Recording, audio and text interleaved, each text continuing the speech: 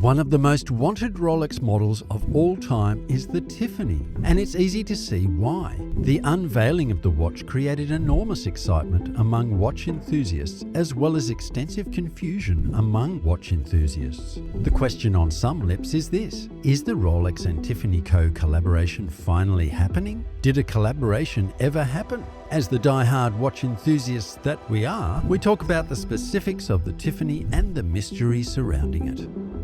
One really appealing thing about the Tiffany watch is the smoke and mirrors it has unintentionally created in the watch community. There are a lot of confusions about this model, mysteries, rumors if you may. Now, to dispel those rumors, we have to start at the beginning for you and the rest of the community still trying to figure out the watch. Let us start with a question. Have you ever heard of a Rolex Tiffany watch? If so, how would you describe it? You see, Rolex, because of its well-known brand name, the Oyster Perpetual watch with the dial in shades of turquoise blue is often referred to as a Tiffany. Although many people who are passionate about Rolex call it by this name, the company has never formally accepted it. Yes, officially, there's no such thing as a Rolex Tiffany. The dial's blue color was a significant motivation for watch lovers to name it Tiffany. Nothing else. The disadvantage the name has brought, however, is people do not know what or what not is a Rolex Tiffany. Many novice collectors and investors are under the impression that the Rolex Tiffany was a collaborative endeavor between the two brands. However, this is a common misunderstanding. This could be at least partially explained by the fact that both of these upmarket companies have worked together on projects in the past. The color of the clock is another factor that comes into play in this scenario.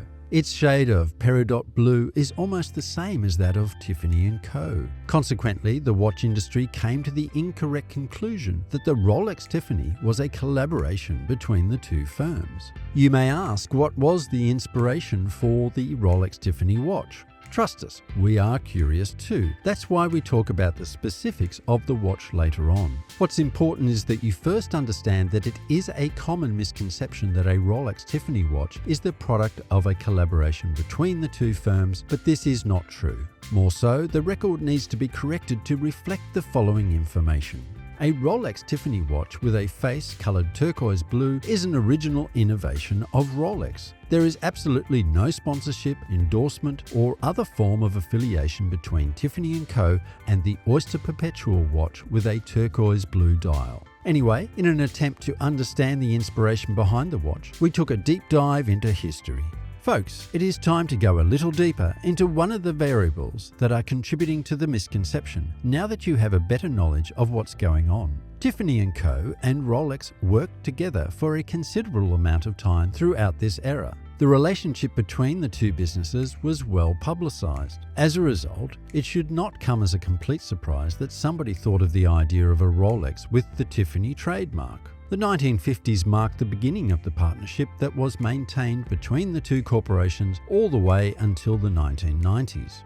For those 40 years, Rolexes could be purchased at any of Tiffany & Co.'s flagship stores. Also, the Tiffany & Co. mark was engraved on the dials of every watch model that was sold in these stores. As a consequence of this, the assertion that there is a Rolex watch with a dial made by Tiffany & Co. is not exactly false. Yet, the Oyster Perpetual watch with the dial in a turquoise blue color has nothing to do with this. As a side note, it is important to note that Rolex watches with a dial stamp from Tiffany & Co. are quite uncommon. Due to the scarcity of these watches, buyers on the secondary market are willing to pay a high price for them. We are guessing you now understand why so many people passionate about watches assumed that a Rolex Tiffany was a product of a collaboration between the two brands. So let's say you have improved your understanding of the watch's genuine nature, or at least something of that nature.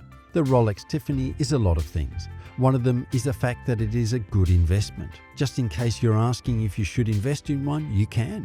There has been an incredible uptick in buyer interest in the secondary market in this timepiece. The year 2022 marked the end of production for the Rolex Tiffany 41mm watch, which resulted in a significant spike in the watch's demand. Because there is a significant opportunity for profit if you purchase one of these watches on the secondary market, we think that you go ahead and do so. The Rolex Tiffany watch is pretty pricey, so you should put some money aside. But a big disclaimer, folks, nothing we provide here is financial advice. We only think it would be a good idea for you to invest in one piece.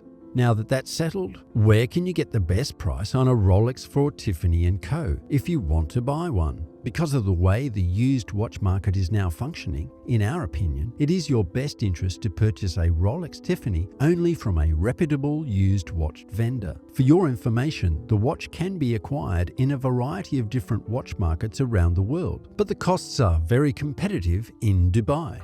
Watch enthusiasts, collectors, and horology specialists are enthusiastic about the prospects for growth in the industry watch sector in the United Arab Emirates.